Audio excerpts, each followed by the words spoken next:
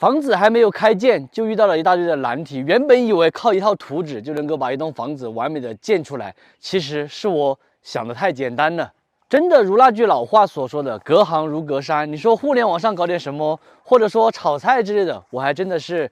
样样都能够懂一点。对于这个建房的话，可以说真正的是一个门外汉，一窍不通。上次根据大家的意见哈，我们把图纸就是布局稍微改变了一下，先给大家看一下哈。以前的话，我们的这个负一层辅助层，这里有一个卫生间，放到这里一点都不协调，然后这边全部都浪费掉了。现在把这个卫生间移到储物间这里来了，这样子的话，看起来整个布局就会协调一点。一层的话，基本上是没有什么变动的，就是所有的楼梯都改成了这种3跑的。然后我们在2楼和3楼的主卧里面加装了一个卫生间，很多朋友都说必须带卫生间，还是你们终于把老板给说服了。除了布局和加了2个卫生间以外，主体基本上是没有变动的。然后我们还变动了很多细节，都是大家热心的网友帮我们发现的。因为我们后来也仔细的去研究这个图纸，慢慢的看见了，确实有一些细节上面没有做到位的。所以说幸好没有开建如果建了之后的话，真的就是很多东西都改变不了。这里也要谢谢大家帮忙看图纸的朋友。基本上可以说每天都会有让人头疼的事情，每天都在去想这个事情。再过几天我们就要开工了，开工之前又遇到一件很纠结的事情了，放出来给大家说一下，看大家有没有什么好的意见就是咱们的这个自建房的排水系统，然后设计图纸上面他说了，可以走墙里面，就是切在砖墙体里面，还可以走那个卫生间或者是厨房的角落里面，最后用砖包一下。还有一种方法的话，就是走这个外墙。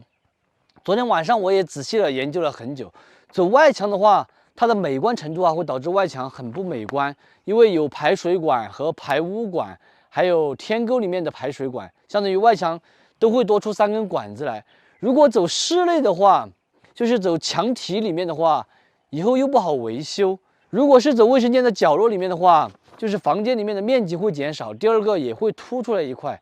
所以导致现在很纠结，大家有没有什么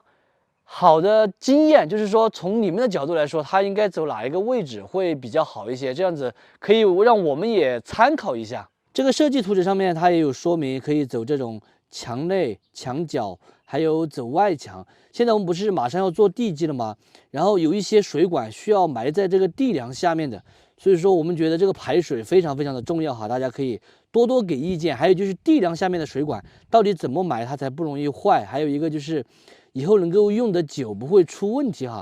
因为我昨天晚上特别想了一下，这个排水问题真的是特别的重要，做地基之前最重要的一个事情。我们的卫生间和厨房都是下沉的35厘米，然后我和设计师沟通说想要下沉40厘米可不可以？他说不可以，因为梁的话是500高，如果下沉40厘米的话，那个楼板就会变得很薄，只有10厘米的楼板。不知道我们这个下沉的35厘米能不能够装上就是普通的家用蹲便器，然后不用砌一个台阶，因为砌一个台阶的话，确实是降低了整个房间的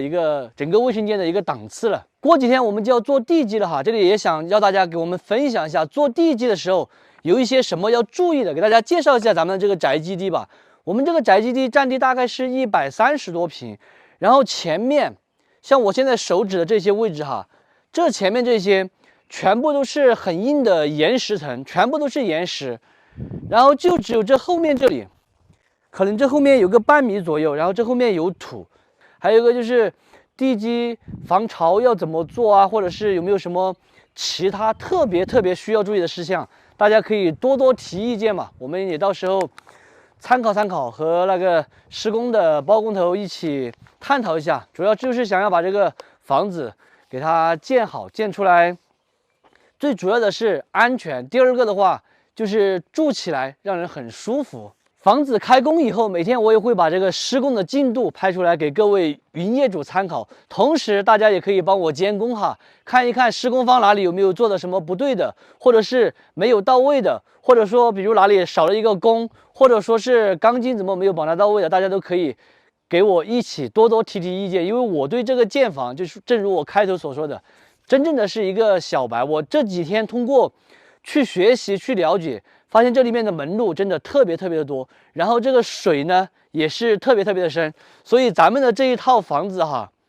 就靠各位云业主了。我想可能因为有各位云业主的监工哈，施工方肯定也能够保质保量的去完成。因为一旦把这个东西做来不好，或者老是返工的话，这肯定也会砸了施工方的名声嘛。